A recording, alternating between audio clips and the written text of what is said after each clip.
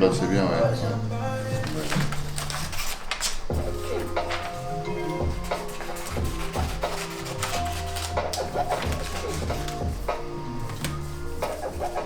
Je suis Dimitri, un jeune homme de 34 ans. Je suis né à Bordeaux et j'ai quitté la région de la Gironde pour m'installer dans la région de la Drôme il y a quelques années. J'avais 10 ans, voilà, donc ça fait maintenant presque 25 ans que je suis ici. C'est arrivé dans ma vie un peu par hasard. Alors si tu veux, j'ai toujours adoré le tatou depuis que je suis vraiment gamin. Je commençais à me faire tatouer genre un peu en secret de mes parents quand j'avais 16 ans. Si tu veux, je suis parti vivre à l'étranger en Australie pendant 2 ans. Et là, je m'y suis intéressé d'assez près parce que là-bas, c'est un peu une culture. Tu vois, tout le monde est tatoué, machin. Et du coup, j'ai décidé un peu de me pencher sur la question tatouage, sachant que moi, je dessinais depuis très longtemps. J'ai commencé un peu le graffiti quand j'avais une quinzaine d'années. Et du coup, voilà, en Australie, ça m'a un peu perturbé de voir un peu ces gens-là, tous ces gens-là tatoués, machin. Et du coup, en rentrant en France, je me suis dit, tiens, ce serait cool, tu vois, d'essayer et tout. Et il s'avère que le mec avec qui j'avais commencé le graffiti étant gamin, par le plus grand des hasards, m'a appelé et m'a dit, viens chez moi, il faut que je te montre un truc. J'ai acheté une machine à tatou. Donc, je suis vite parti chez lui, je lui ai fait un tatouage. Et depuis, j'ai jamais lâché le dermo. Je te dis, j'ai commencé un peu à piquer à droite à gauche, en plus de mon travail de l'époque. Et en fait, un jour, ça a vachement pris le pas sur mon taf, du coup, mon ancien taf. Je m'étais créé un petit Instagram et tout. J'avais pas mal de clients qui me demandaient des tatous. Et encore une fois, par le plus grand biais des hasards, mon patron de l'époque, donc dans la peinture, m'annonce que la société marche pas trop et que je vais être licencié économique. Donc c'est à ce moment-là que j'ai décidé de prendre un virage pour faire que du tatouage. Moi, bien droit, bien naturel. Ouais, voilà, j'allais dire, parfait.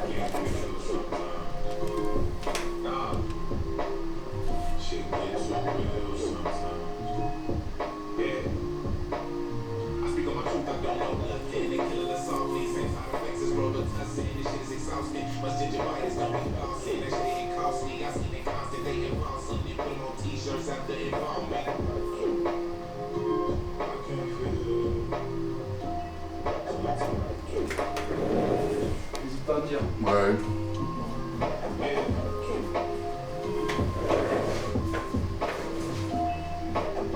ouais, c'est bien, parfait. Qu'est-ce qu'on dit? Ouais, parfait. Hein. La taille et tout? Ouais, nickel, je Placement. crois. Bah ouais, ouais. Ouais, parce que après trop gros, ça va vraiment. Non, moi je pense que c'est carrément. C'est une bonne place ici, tu vois. Ouais. J'ai toujours kiffé le dessin. Quand j'étais gamin à l'école, genre je me faisais taper sur les doigts parce que j'écoutais pas forcément et je passais mon temps à dessiner. Du coup, après, il y a eu la période un peu graffiti. Et quand je suis rentré dans la vie active, j'ai un peu arrêté tout ça. Je me suis dit, ok, bah maintenant, il faut taffer. On va peut-être arrêter le graffiti, le dessin et tout. Et du coup, le tatouage est arrivé après. Et j'ai commencé à faire donc des boucles de flash, de choses qui m'inspiraient un peu axé graffiti, trucs. Et après, plus le temps a passé à Valence, plus j'avais plutôt des projets personnels, tu vois. Des gens qui arrivent avec des idées, et toi, tu ponds des dessins grâce à leurs idées. Donc c'est plus des projets personnels que des trucs, des dessins que je crée avec une inspiration un peu particulière et tout. Mais voilà, quand je dois puiser dans mon inspiration pour faire des flashs, les flashs, ce sont mes dessins, je creuse mon cerveau, je fais un peu ce que j'ai appris auparavant dans le monde du graffiti, tu vois, et j'essaie de pondre des trucs comme ça, mixer entre ces trucs-là ou des trucs qui m'inspirent, des choses que je peux voir dans la rue, des peintures, des choses comme ça, tu vois. Voilà. Je mixe un peu tout ça, ça crée mes dessins, mais une grosse partie de mon travail, c'est les projets personnels des clients. Quand tu as des gens qui arrivent avec une histoire hyper forte, tu vois, ou une maladie, des choses comme ça, et qui te racontent un peu leur parcours de vie, et que là, tu tatoues en fonction de ce qu'ils ont vécu, ça, c'est des moments forts, tu vois. Parce que tu en prends un peu plein la vue et qu'il y a des choses qui te touchent. J'ai pas un projet en particulier, mais voilà, j'ai plein d'images comme ça qui me viennent, de gens qui racontent leur histoire. Et après, voilà, tu viens les ancrer à vie pour marquer un peu ça, tu vois. Donc ça, c'est un truc un peu touchant, quoi. Tu confies ta peau à un mec qui te connaît pas forcément. Alors, tu as des gens qui sont très discrets et tout, mais tu as quand même des gens qui te racontent vraiment leur parcours. Et c'est cool, tu vois, parce que du coup, tu en sais un peu plus sur la personne. Et là, ouais, c'est hyper touchant ouais, c'est quelque chose, quoi.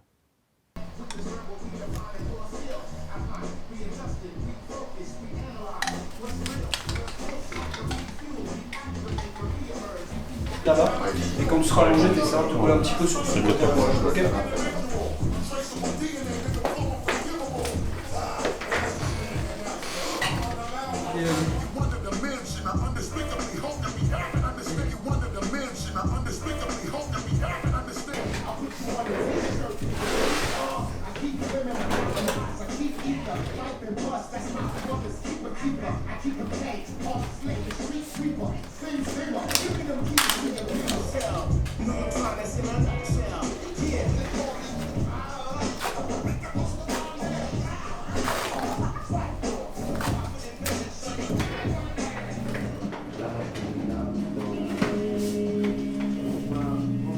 Eh ben écoute, c'est parti.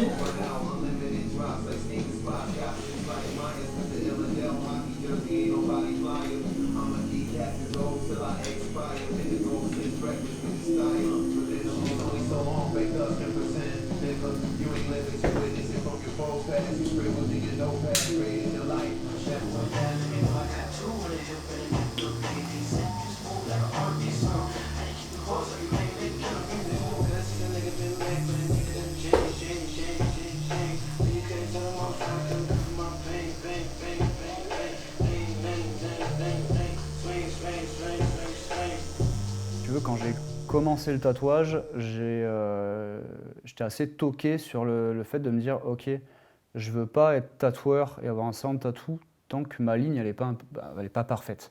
Donc je me suis buté à ça pendant des mois, pour pas dire des années, à me dire « Ok, il faut que ma ligne elle soit hyper clean et tout ». Et en fait, naturellement, je me suis dirigé vers un style à la ligne, tu vois, qui correspondait à ça. Que du tracé, des traits très fins, un peu moins fins, ou des traits au contraire très marqués, parce que c'est comme ça que j'ai attaqué et que je me suis dit, de toute façon, il faut que je me trouve un créneau. Tu as des tatoueurs qui font que de la couleur, tu as des tatoueurs qui font que du réalisme. Moi, je me suis dit, je veux faire que de la ligne, parce que voilà, j'avais vraiment ce truc-là de me dire, il faut que ma ligne soit parfaite. Et le jour où j'ai ouvert mon premier salon, je me suis dit, ok, je trouve que ma ligne est jolie, donc je vais travailler là-dessus, tu vois. Donc aujourd'hui, je fais des tatous, énormément de tatous, avec quasiment que de la ligne. Très peu de noir, très peu de dégradé, pour avoir un style, on va dire, entre guillemets, un peu le plus minimaliste possible. Voilà, c'est un peu comme ça qu'aujourd'hui, je définirais mon style, quoi. Enfin, au début, quand tu commences le tatou, si tu veux te démarquer un peu, tu réfléchis longuement à quel chemin prendre pour avoir un style un peu unique et tout. Moi, j'y ai réfléchi très longtemps et j'ai pas forcément trouvé, tu vois. Et naturellement, en fait, en tatouant, en faisant mes dessins, je me suis dit, ok, en fait, je fais que de la ligne, donc je vais continuer là-dessus pour proposer ça aux gens. Et je m'étais dit, avant de commencer, ok, à Valence, il n'y a peut-être pas forcément de gens qui font ça. Je l'ai déjà vu ailleurs, mais pas forcément ici, donc je vais faire ça. Et en fait, c'est comme ça que mon style s'est défini naturellement. Ouais. Quand j'ai commencé chez moi, je faisais un peu tout et n'importe quoi. Tu vois, je me suis dit, je vais tout essayer. Mais en fait, je pense qu'aujourd'hui, un tatoueur, c'est pas comme ça que ça fonctionne. Tu vois, tu peux pas tout faire. Alors, il y a certainement des gens qui le font et très bien. Mais je pense que ce qui est cool quand tu es tatoueur, c'est d'avoir un style un peu défini pour que les gens viennent te voir pour ça, tu vois. Et ce qui est cool aujourd'hui, c'est que j'ai des gens qui font quand même pas mal de routes jusqu'à Valence parce qu'ils trouvent ma ligne assez jolie, la ligne fine et tout, et voilà. Ça va, pour le moment tout se passe bien. Ça va, hein? Ça va, déjà? Pour moi, oui. Pour moi, oui, ça va.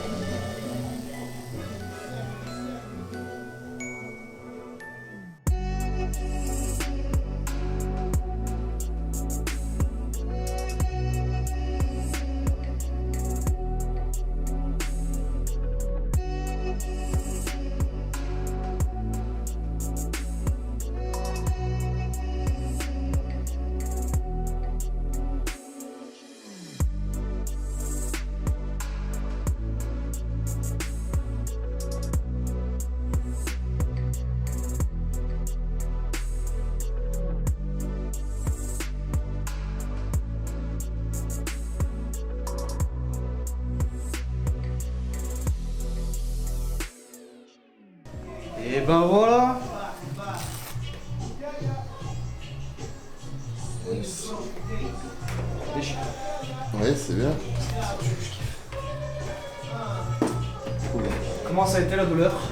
Bah, ça va. Ça va Les endroits. Ouais, c'est une peau fine et c'est une peau qui est pas évidente, ça fait Ouais. un peu mal ici. Là.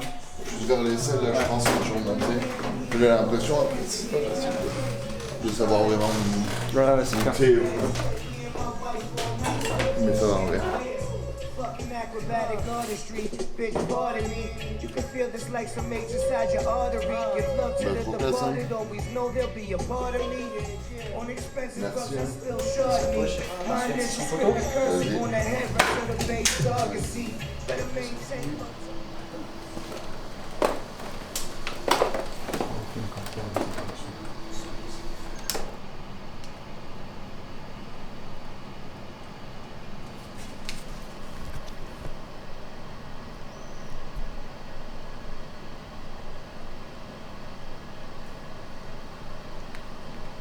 Magnifique.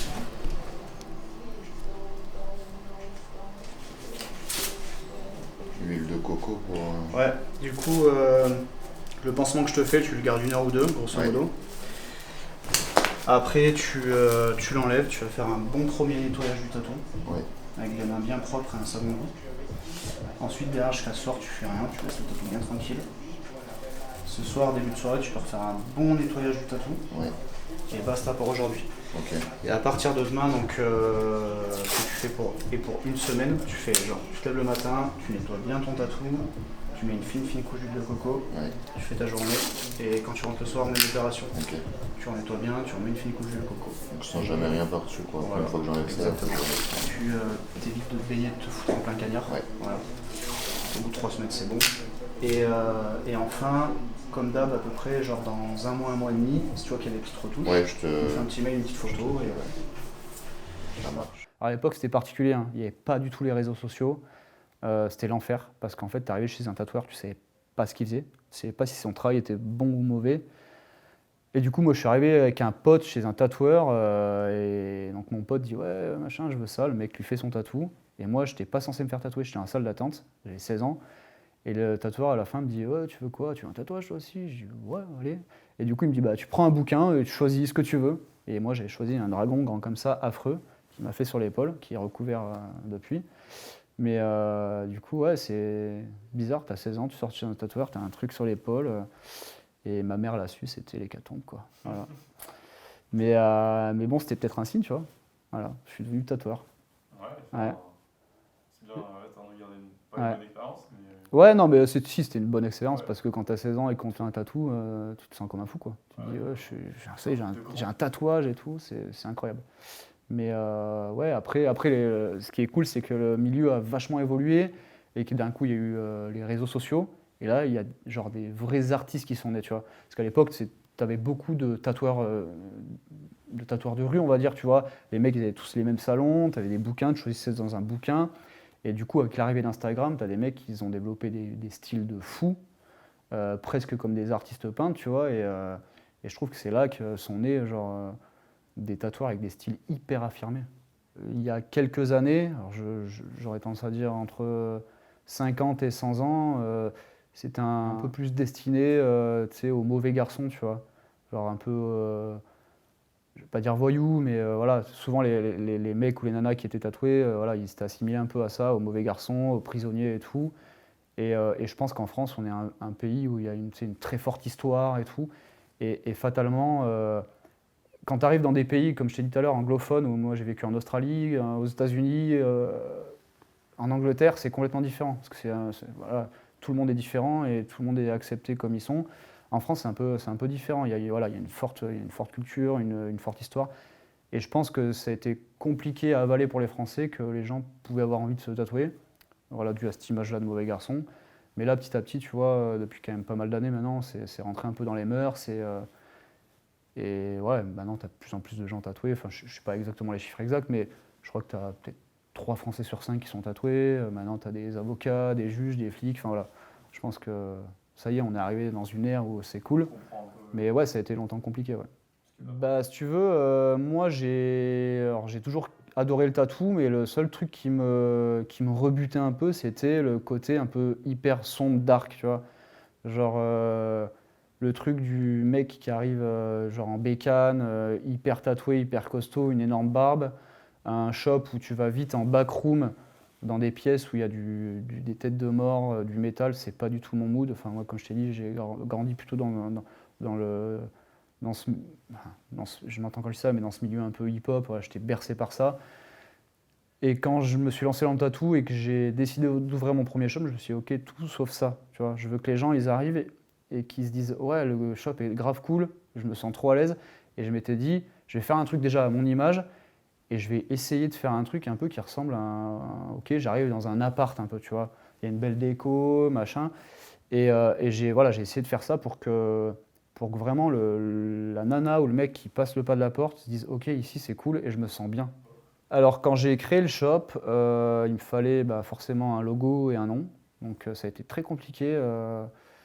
Tu te dis, ok, faut que je trouve un truc et qui va peut-être me suivre toute ma vie, tu vois. Donc j'ai commencé à gratter un peu des logos. Je voulais trouver un peu ce côté, un peu déjà enfantin, un peu américain, parce que c'est un truc pareil qui m'a toujours un peu bercé. Et ce côté un peu vintage, donc je m'étais dit, tiens, j'aime bien les trucs d'époque, genre aux États-Unis, vendeurs de glace, dans les camions et tout. Je me suis dit, ok, il faut que je fasse un logo par rapport à ça.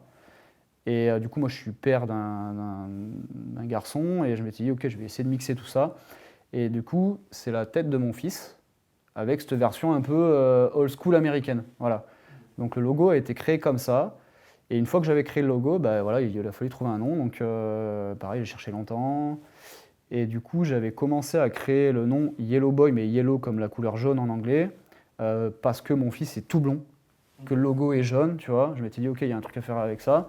Donc Yellow Boy, et voilà. Et au dernier moment, je me suis dit, ok, on va changer un truc. Je vais faire Y apostrophe HE2LO comme bonjour. J'ai mixé un peu tout ça et ça a créé le nom. Donc d'où le logo et le nom. Sachant que j'ai pas fait plus gros, on peut. Ouais. Non, mais je voulais un truc assez petit. Et pareil, j'ai pas fait en dessous parce qu'au vu des détails, ça aurait tendance à mal lire. Sachant que tu sais, une fois posé à même la peau avec le calque, ça paraît toujours un cheveu plus petit. Voilà. D'accord. Parce qu'il y a plus de feuilles à 4. Ouais. Je fausse un peu la taille. Mais regarde tranquillou. Après, si tu veux qu'on prenne les feuilles tous les deux, qu'on regarde dans le miroir et tout, on peut. Ouais. Mais tu m'en dis. Cette taille-là, ça semble être ce que. Ouais, moi j'allais dire sur un bouquet pour des côtes, tu vois, j'aurais tendance. Tu vois, alors ça pour moi c'est un peu petit. Ouais. Ça c'est gros. Et ça me paraît bien. En fait, je veux pas que ça fasse tout mon buste. Ouais, mon buste est pas très grand. Ouais, puis en plus on évite toujours de descendre sur la ceinture abdominale, dans le sens où après c'est des lignes qui risquent de bouger dans le temps, tu vois. Ouais. Donc ouais, ça me paraît cool, hein. Bah allez. On tente ça? Allez. C'est beau. C'est ça, c'est grave cool. Alors il paraît qu'il faut bloquer sa respiration pour que ce soit côté, non? Non, tu changes rien là-dessus. Ok. Alors, tu verras, alors, le code c'est... alors ça dépend des gens, mais en règle générale, moi quand je fais les codes, ça se passe toujours ultra bien. J'ai jamais eu des séances où les gens ils ont hurlé de douleur. Moi je suis un tatoueur qui appuie relativement peu. Le seul truc qui est un peu chiant, c'est la position, tu vois, t'es comme ça et t'as le bras toujours comme ça, et des fois t'as presque plus mal au bras. D'accord. Tu vois. Okay. Et tu verras, non, c'est assez okay. Franchement.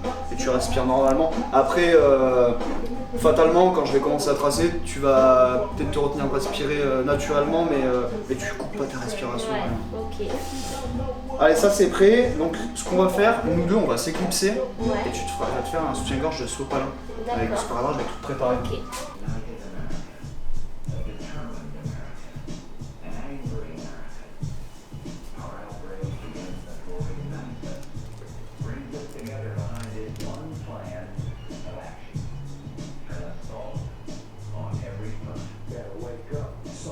What will it take before we change up? Some more of us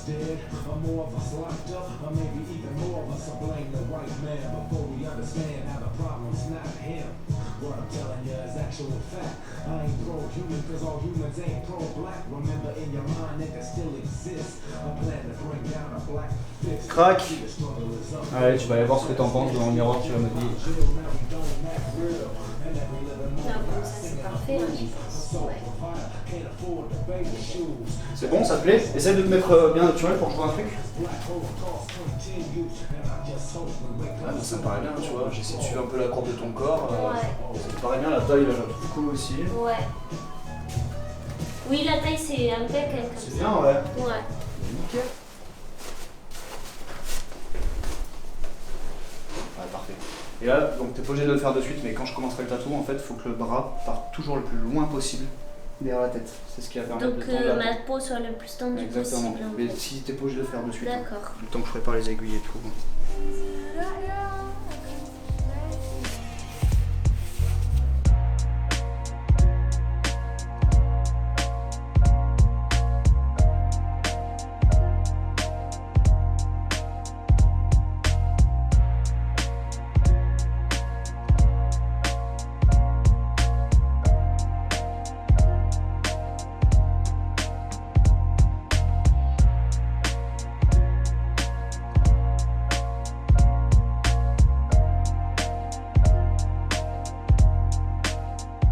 Décidé depuis l'ouverture du shop d'accueillir des guests pour de multiples raisons.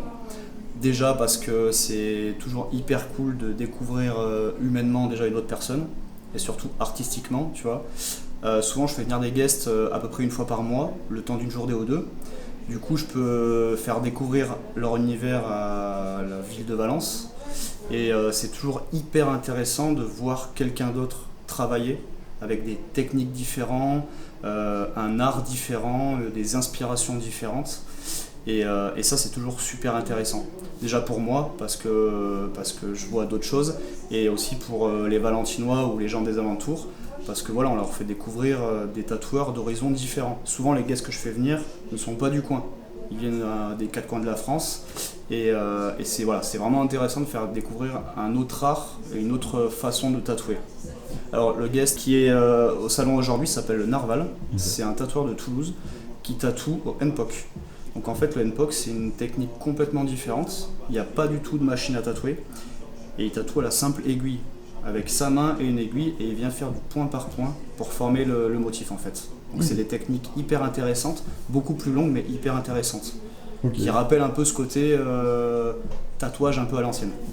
Ces dessins sont formés un peu par des taches et je trouve ça hyper cool d'avoir ce jeu de texture dans les tatous qui change complètement de ce qu'on peut voir habituellement.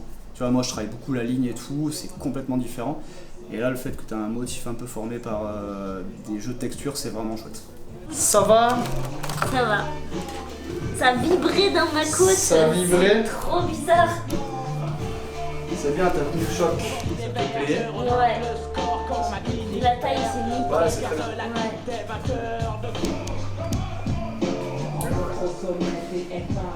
C'est trop dur de lever mon bras là. Ouais, je comprends, ouais. T'as dû avoir ta longue main sur le haut là? C'est le bras qui me faisait mal. C'est pas. Sur les côtes, c'est plus le bas qui me faisait mal. Okay. Et de lever le bras. Bah écoute, alors moi aujourd'hui, mon métier, je le kiffe parce que je suis. Déjà, je fais ce que j'aime. Quand je veux, au rythme que je veux.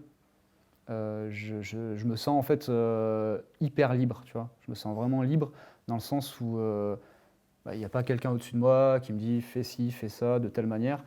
J'ai un commerce aujourd'hui, j'ai un centre tatou dans un quartier hyper dynamique de Valence. J'ai tous mes amis qui ont des magasins de vêtements, qui sont restaurateurs. Donc j'arrive à l'heure que je veux, j'ouvre mon salon, je fais mes tatouages. Tous les midis, il y a un rituel, c'est la pause casse-croûte avec les amis. Donc voilà, je me sens extrêmement libre d'être mon propre patron, on va dire. Et ça n'a pas de prix. Je fais quand je veux, je fais ce que je veux quand je veux, je fais ce que j'aime. À aucun moment, depuis que je fais du tatouage, je me suis dit « Ah tiens, aujourd'hui, j'ai pas trop envie d'aller travailler ». C'est jamais arrivé une seule fois. Enfin, je viens bosser avec le sourire.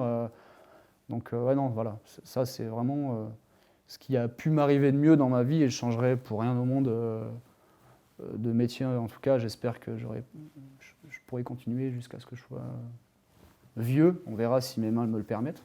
Mais après, l'avenir, je ne sais pas comment je le vois, mais j'espère tatouer le plus longtemps possible, quitte un jour, quand j'aurai peut-être un certain âge, à continuer de gérer le shop, peut-être avec d'autres tatoueurs un peu plus jeunes au sein du studio.